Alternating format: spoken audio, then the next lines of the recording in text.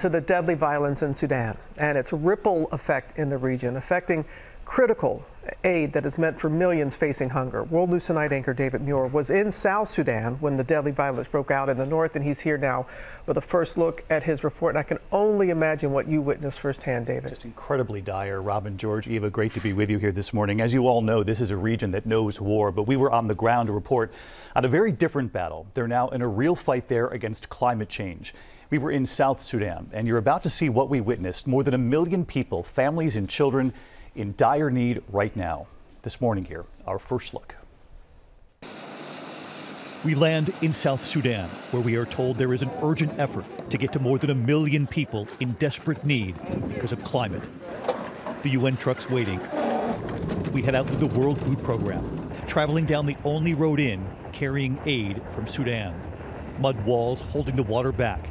And then the only way to get to so many of the families here is by boat. Climate change making the extremes here only more extreme. 4 years in a row now of historic floods, waters unable to recede.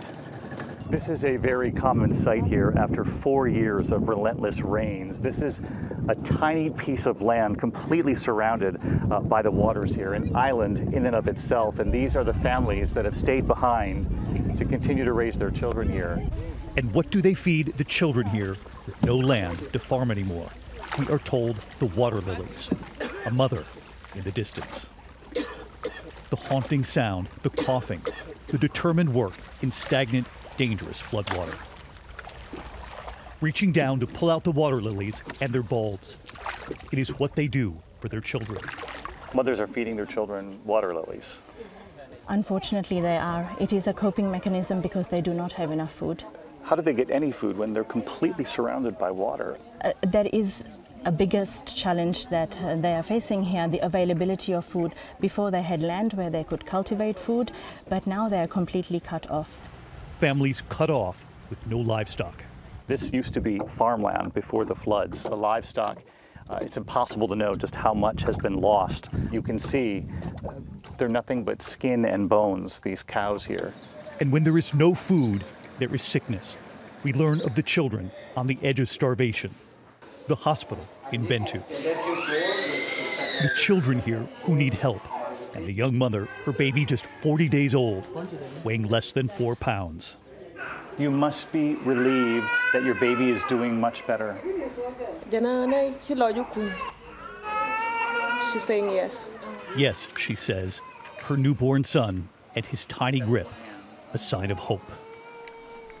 That baby's strengthening grip, proof that nutritional aid really does make all the difference. This morning, that deadly fighting in Sudan to the north that broke out while we were there in the region, showing no signs of stopping. The World Food Program telling us overnight that that critical route from Sudan remains halted. We witnessed the last convoy to arrive, 7,000 tons of aid stuck in a war zone. This is really critical, and tonight we're going to show everyone at home how you can make a difference with something as simple as that. As this. Yeah. Could not have been easy getting there, David. Yeah, in fact, when we were trying to get out, as war was taking place in Sudan, which obviously continues as we sit here this morning, they had to fly us to Ethiopia and around the region up to Dubai and then back to New York City. The flight had been canceled because obviously the airlines didn't want to fly over the region.